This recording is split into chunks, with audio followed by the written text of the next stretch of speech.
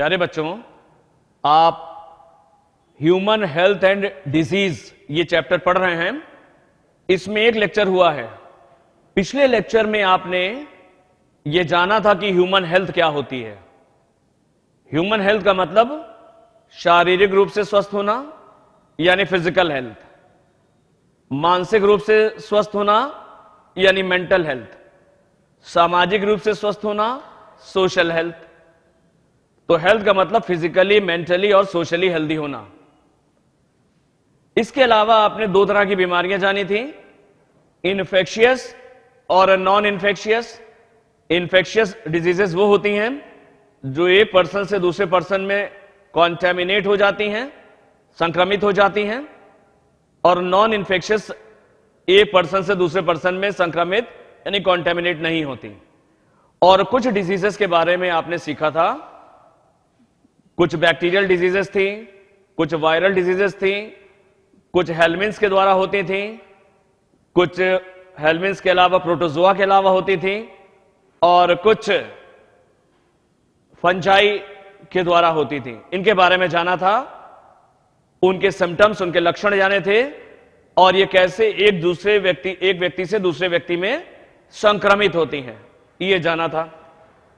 आज के लेक्चर में ये जो पिछली बार बीमारियां बताई थी उनको कैसे नियंत्रित किया जाए, उनसे कैसे छुटकारा पाया जाए, इसके बारे में बताना है।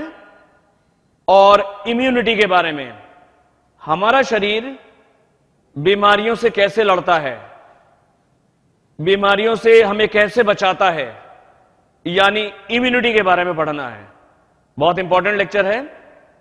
तो शुरू करते हैं lecture number 2, human health and disease. How to get rid of this infections.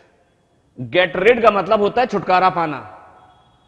जो भी पिछले लेक्चर में हमने बीमारियां बताई हैं उनसे कैसे छुटकारा मिलेगा।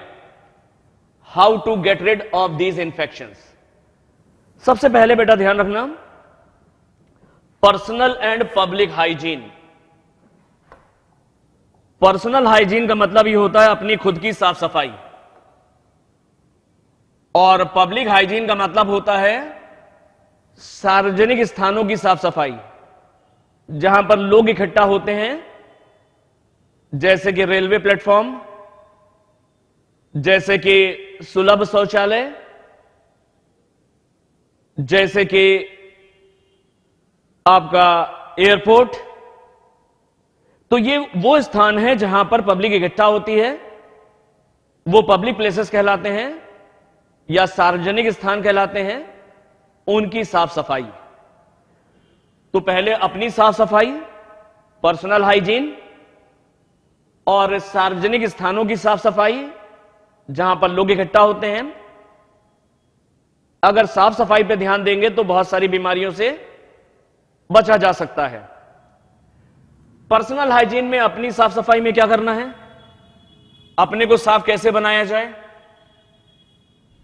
इसमें अपने शरीर को, कीपिंग द बॉडी क्लीन, अपने शरीर को साफ रखना है, नहाना है, हाथ मुंह धोना है, अपने शरीर को साफ रखना है। Consumption of clean drinking water,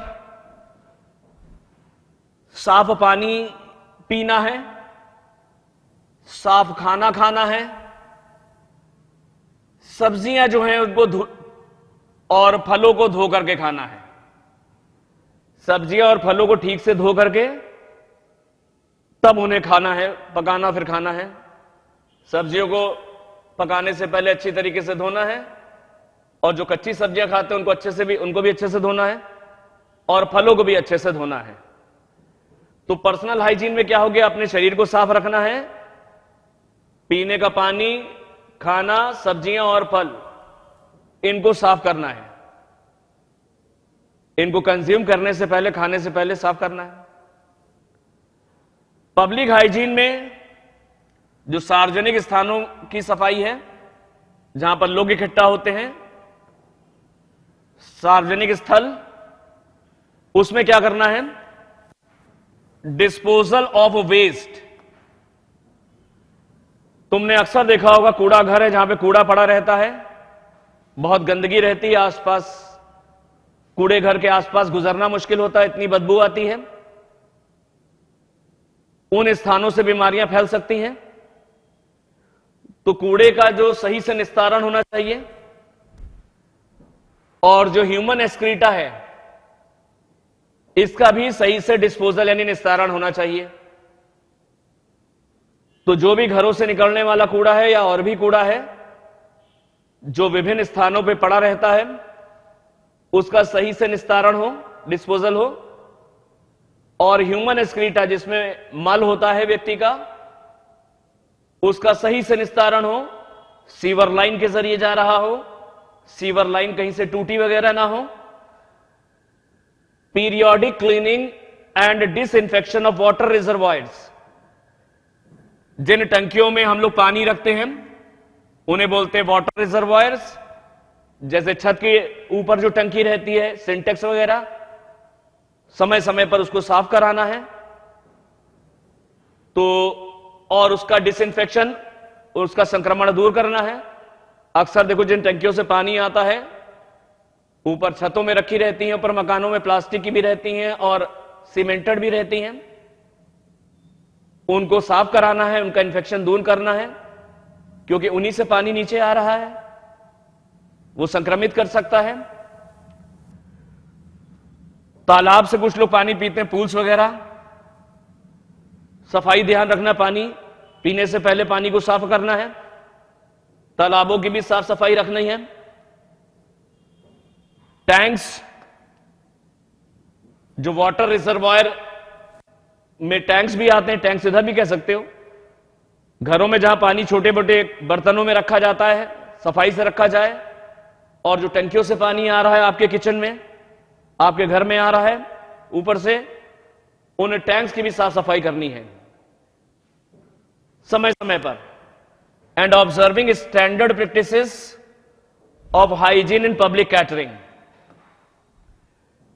catering, जो कैटरर्स होते हैं, खाना वाना बनाते हैं शादी वगैरह में, जब फंक्शन होता है तो कैटरर्स आते हैं, वो खाना वगैरह बनाते हैं, तो वहां पर भी साफ सफाई का विशेष ध्यान रखना है कि पता लगा खाना गंदगी से बनाएंगे तो जो लोग खाएंगे उनको बीमार हो सकते हैं। तो पब्लिक हाइजीन में, सार्वजनिक स्थानों की हाइजीन में, जिन जगहों पर कूड़ा डाला जा रहा वहां पे उस कूड़े का सही से निस्तारण हो।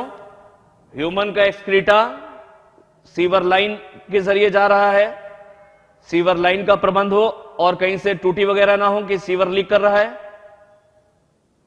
घरों में जहां पानी इकट्ठा है उन चीजों की लगातार बीच बीच में सफाई करनी है। तालाबों वगैरह से पानी ले रहे हैं उनको भी साफ रखना है और पीने से पहले पानी को शुद्ध करना है। जो कैटरर्स होते हैं, जो खाना पकाने आते हैं फंक्शंस वगैरह में, वहां पर भी उनको निर्देश देना है साफ सफाई से वो खाना पकाएं, उनमें भी नियमों का पालन करना है। These measures are practically essential. ये जो तरीके हैं ये व्यवहारिक रूप से जरूरी हैं। कहां जरूरी हैं? Where the infectious agents are transmitted through food and water. ये जो ऊपर हमने तरीके बताए हैं पर्सनल और पब्लिक हाइजीन, ये वहां पर तरीके जरूरी हो जाते हैं उन इन्फेक्शियस एजेंट से बचने के लिए जिनके जरिए टाइफॉइड, अमीबियासिस और एस्केरियासिस ये बीमारियां होती हैं। सिंपल भाषा में समझ लो, टाइफॉइड, अमीबियासिस और एस्केरियासिस ये गंदे भोजन, संक्रमित भोजन और पानी से होती हैं। तो इन बीमारियों से बचने के लिए पर्सनल और पब्लिक हाइजीन जरूरी है। इन केसेस ऑफ एयरबॉर्न डिजीजेस, वो बीमारियां जो हवा के जरिए फैलती हैं। हवा के जरिए कौन सी फैलती है हमने तुम्हें बताया पिछले लेक्चर में, निमोनिया है, कॉमन कोल्ड है। छींकने और खांसने के दौरान ये जो इन्फेक्शियस एजेंट्स होते हैं ये हवा में आ जाते हैं, छोटे छोटे लिक्विड की ड्रॉपलेट्स में, जिनको एरोसॉल्स कहते हैं, और कोई स्वस्थ व्यक्ति इनको इनहेल कर लेता है सांस लेने के दौरान, तो वो भी संक्रमित हो जाते हैं, वो भी इंफेक्टेड हो जाते हैं। तो वो डिजीजेज जो हवा के जरिए फैलती हैं, जैसे कि निमोनिया और कॉमन कोल्ड हमने तुम्हें बताया था, उनमें पर्सनल और पब्लिक हाइजीन के अलावा, इन एडिशन टू मतलब इन तरीकों के अलावा, close contact with the infected person, जो संक्रमित व्यक्ति है जिसको निमोनिया या कॉमन कोल्ड हो गया है, उससे दूर रहना है, उससे दूरी बना के रहना है, उसके करीब में नहीं जाना है। क्लोज कांटेक्ट मतलब उसके करीब में नहीं जाना है। और देयर बिलोंगिंग्स यानी उसके सामान को भी इस्तेमाल नहीं करना है, उसकी जो चीजें हैं उसको भी इस्तेमाल नहीं करना है, जैसे उसका पेन हो गया, उसका कंप्यूटर हो गया, उसका माउस हो गया, उसका सामान भी इस्तेमाल नहीं करना है। तो वो बीमारियां जो हवा के जरिए होती हैं, जैसे निमोनिया और कोल्ड, उसमें पर्सनल और पब्लिक हाइजीन के अलावा जो संक्रमित व्यक्ति उसके करीब में नहीं रहना है, और उसका सामान, बिलोंगिंग्स कहते हैं, सामान इस्तेमाल नहीं करना है। वो डिजीजेस जैसे कि मलेरिया और फाइलेरिया जो मच्छरों से फैलती हैं, मच्छर का मतलब वेक्टर्स, वाहक होते हैं, वो बीमारियां जो मच्छरों से फैलती हैं, जिनको फैलाने के लिए वेक्टर्स होते हैं यानी इंसेक्ट्स वगैरह, जैसे मलेरिया और फाइलेरिया, उसको कैसे नियंत्रित किया जाए? उसको कंट्रोल करने का सबसे बड़ा तरीका है वेक्टर्स के ऊपर कंट्रोल करना, यानी मच्छरों की संख्या को सीमित कर दो या उन्हें वहां से खत्म कर दो, एलिमिनेट कर दो, तो इन बीमारियों से बचा जा सकता है।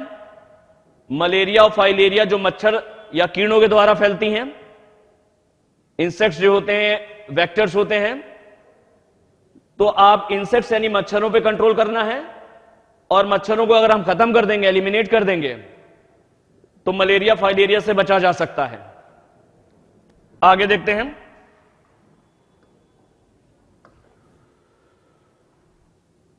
मलेरिया फाइलेरिया से बचने के लिए मच्छरों पे कंट्रोल करना है। मच्छरों को कैसे कंट्रोल किया जाए? जहां कहीं भी पानी रुक जाता है, रुका हुआ पानी है, अक्सर गड्ढों में, कूलर के अंदर, गमलों में पानी स्टैग्नेंट यानी रुक जाता है, ठहरा हुआ पानी है, क्योंकि मच्छर जो है अपने अंडे बच्चे जो भी है वो रुके हुए पानी में देता है। तो घर में जहां कहीं भी पानी इकट्ठा है, गमलों में, कूलर में, या पुराने बर्तनों में इकट्ठा है, या कबाड़ में इकट्ठा है, तो उसको वहां से हटा देना है। तो stagnation of water in and around residential area, अपने घर में या घर के करीब में, अपने घर के अंदर, इन अराउंड रेजिडेंशियल एरिया का मतलब घर के करीब में, जहां कहीं भाई रुका हुआ पानी है तो उसको वहां से हटा देना है। Regular cleaning of house hold cooler, अपने घर के कूलर की लगातार सफाई करनी है। पता लगा गर्मियां तो निकल गई और कूलर के अंदर पानी अभी भी भरा रखा हुआ है, ये कूलर के अंदर जो पानी भरा रखा है ये मच्छरों के ब्रीडिंग प्लेसेस हैं, मच्छर यहां पे पैदा हो जाते हैं। मच्छरों से बचने के लिए मच्छरदानी का इस्तेमाल करना, मॉस्किटो नेट्स, मच्छरदानी का इस्तेमाल करना चाहिए। इंट्रोड्यूसिंग फिशेस लाइक गैम्ब्यूसिया, तालाब में गैम्ब्यूसिया नाम की मछली पालनी चाहिए जो मॉस्किटो के लार्वा को खाती है, फीड करती है, इससे भी मच्छरों पे कंट्रोल हो जाएगा। स्प्रेइंग ऑफ इंसेक्टिसाइड, कीटनाशक दवाइयों का छिड़काव करना चाहिए। अगर सड़क वगैरह पे गड्ढे हैं, डिचेस कहते हैं छोटे गड्ढे, उनमें कीटनाशक छिड़क करके उनको मारा जा सकता है, मच्छरों के लार्वा वगैरह को। जो ड्रेनेज एरियाज हैं, नाली वगैरह, उन पे भी कीटनाशक डाले जा सकते हैं। और जो स्वैम्प्स होते हैं, दलदली एरिया, जहां पानी इकट्ठा रहता है, दलदल है, वहां पर भी कीटनाशक छिड़के जा सकते हैं। तो मच्छरों से बचने के लिए कहीं पर भी पानी रुका हुआ है उसको हटा देना है। अपने घर के करीब में ऐसा आप देखिए कहीं पर पानी रुका हुआ है तो उसको हटा दीजिए, घर में या घर के करीब में। जो कूलर हैं उनको उनका पानी काम निकलने के बाद हटा दीजिए पानी वहां से। मच्छरदानी का इस्तेमाल करिए रात में सोते समय। अपने आसपास कोई तालाब है उसमें गैम्ब्यूसिया नाम की मछली पाल दीजिए जो मच्छर के लार्वा को खाती है। और गड्ढों में, नालियों में और दलदली एरिया में जहां पानी इकट्ठा है वहां पे इंसेक्टिसाइड, कीटनाशक का छिड़काव कर दीजिए। इससे मच्छरों पे कंट्रोल हो जाएगा। मच्छरों पे कंट्रोल हो जाने से मलेरिया, फाइलेरिया, डेंगू, चिकनगुनिया ये सब बीमारियां नहीं होंगी। Doors and Windows should have wire mesh. जो घर के दरवाजे हैं और घर की जो खिड़कियां हैं उसमें पतली वाली जाली लगाई जाती है ताकि बाहर से मच्छर अंदर कमरे में ना आ जाएं।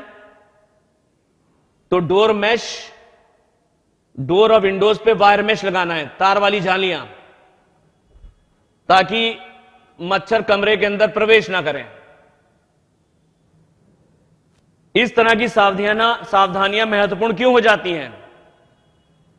इस तरह की सावधानियां, such precautions have become more important. इस तरह की सावधानियां ज्यादा महत्वपूर्ण क्यों हो जाती हैं?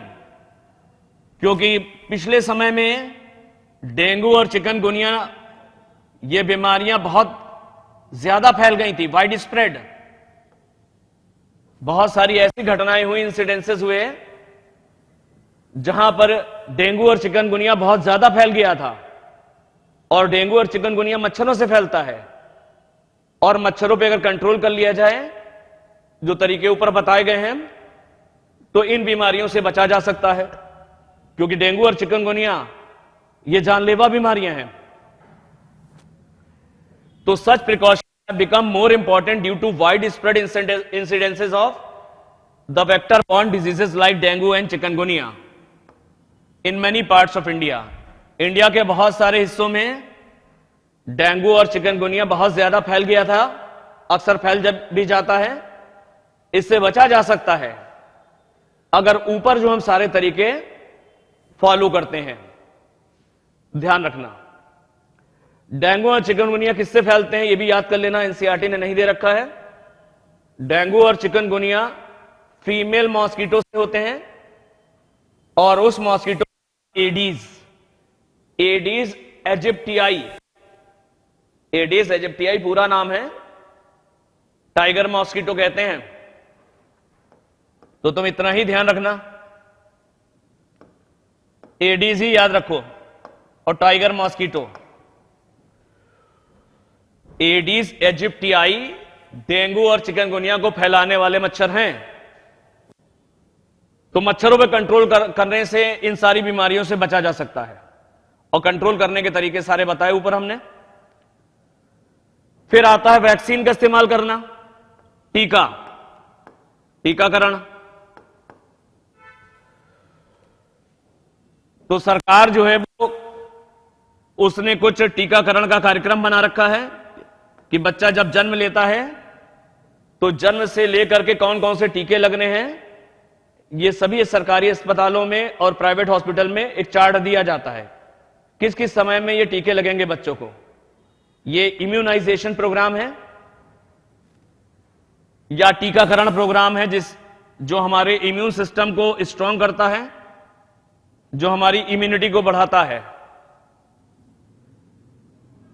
इस टीकाकरण अभियान की वजह से स्मॉल पॉक्स जैसी बीमारी खत्म हो गई कंप्लीटली। अब कोई भी ये बीमारी किसी को भी नहीं है। इस समय इंडिया में पूरी तरीके से इस बीमारी पे कंट्रोल हो गया है, पूरी तरीके से इरेडिकेट हो गई है, समाप्त हो गई है टीकाकरण की वजह से।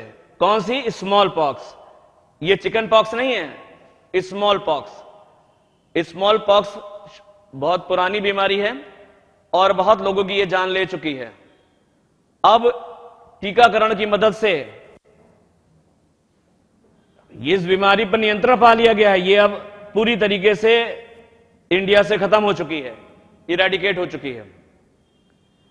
बहुत सारे इन्फेक्शंस हैं जैसे कि पोलियो है, पोलियो भी लगभग खत्म हो चुका है। अभी रिसेंटली जिस बीमारी पे कंट्रोल हुआ है, जिसका कोई भी अब मरीज दिखाई नहीं पड़ता है इंडिया में, वो पोलियो है। और उससे पहले जो बीमारी जिस पे नियंत्रण हो गया था, जो पूरी तरीके से इरेडिकेट हो गई थी, वो स्मॉल पॉक्स थी। पोलियो के अलावा diphtheria, pneumonia, tetanus have been control to large extent. यह भी इन पे भी काफी हद तक के नियंत्रण पा लिया गया है वैक्सीन की मदद से, टीकाकरण की मदद से। बहुत सारी बीमारियों पर जैसे कि पोलियो, डिफ्थीरिया, निमोनिया, टिटेनस तक नियंत्रण प्राप्त हो गया है। पोलियो तो लगभग इरेडिकेट है स्मॉल पॉक्स की तरह, बाकी पर भी नियंत्रण हो चुका है। लार्ज एक्सटेंट मतलब काफी हद तक के नियंत्रण हो गया है। बायोटेक्नोलॉजी की मदद से अब नई नई वैक्सीन बनने लगी हैं। जो कोरोना वायरस की वैक्सीन बनी है वो बायोटेक से बनी है। हेपेटाइटिस की वैक्सीन बायोटेक की देन है। पोलियो की वैक्सीन बायोटेक की मदद से बनी है। तो अब जो भी वैक्सीन बन रही है उसमें बायोटेक्नोलॉजी की मदद ली जा रही है। बायोटेक्नोलॉजी से जो वैक्सीन बन रही है वो सुरक्षित भी हैं, सेफर हैं, और आसानी से जितना चाहें हम उतना बना सकते हैं। जितनी चाहें उतनी आसानी से हम तैयार कर सकते हैं बायोटेक की मदद से। इसके अलावा एंटीबायोटिक्स और बहुत सारी और भी दवाइयों की खोज हुई है। तो एंटीबायोटिक्स और बहुत सारी और दवाइयों की मदद से हम बहुत सारी संक्रमण फैलाने वाली बीमारियों से, संक्रमित बीमारियों का प्रभावशाली तरीके से इलाज कर सकते हैं। तो एंटीबायोटिक्स और बहुत सारी और दवाइयों से ने हमें सक्षम बना दिया, एनेबल कर दिया है, और हम प्रभावशाली तरीके से, प्रभावशाली तरीके से इंफेक्शियस डिजीजेस पे कंट्रोल करने में सक्षम हो गए हैं। तो बहुत सारी डिजीजेस को हमने एंटीबायोटिक्स और अन्य ड्रग्स के माध्यम से काफी हद तक के प्रभावशाली ढंग से इफेक्टिवली उनको कंट्रोल कर लिया है। तो ये कुछ तरीके बताएं बीमारियों से बचने के लिए। क्या क्या तरीके तुमने देखे थे? पहले हमने बताया पर्सनल और पब्लिक हाइजीन, खुद की साफ सफाई और सार्वजनिक स्थानों की साफ सफाई। इसके अलावा हमने बताया था, हाँ एक चीज ध्यान रखना, खुद की साफ सफाई और सार्वजनिक स्थानों की साफ सफाई में खास करके उन बीमारियों से बचा जा सकता है जो भोजन और पानी के जरिए फैलती हैं, जैसे टाइफाइड है, अमीबियासिस और एस्केरियासिस। जो हवा के जरिए बीमारियां फैलती हैं उसमें जो संक्रमित व्यक्ति है उससे दूरी बनाए रखना और उसकी बिलोंगिंग्स यानी चीजों का इस्तेमाल ना करना। जो मच्छर से फैलती है, मलेरिया, फाइलेरिया, डेंगू और चिकनगुनिया, उस पे मच्छरों पे नियंत्रण करना, उसके भी तरीके हमने बताए। मच्छरों से पे कैसे नियंत्रण किया जा सकता है, उनसे कैसे बचा जा सकता है। फिर टीकाकरण के द्वारा बीमारियों को कैसे से बचा जा सकता है।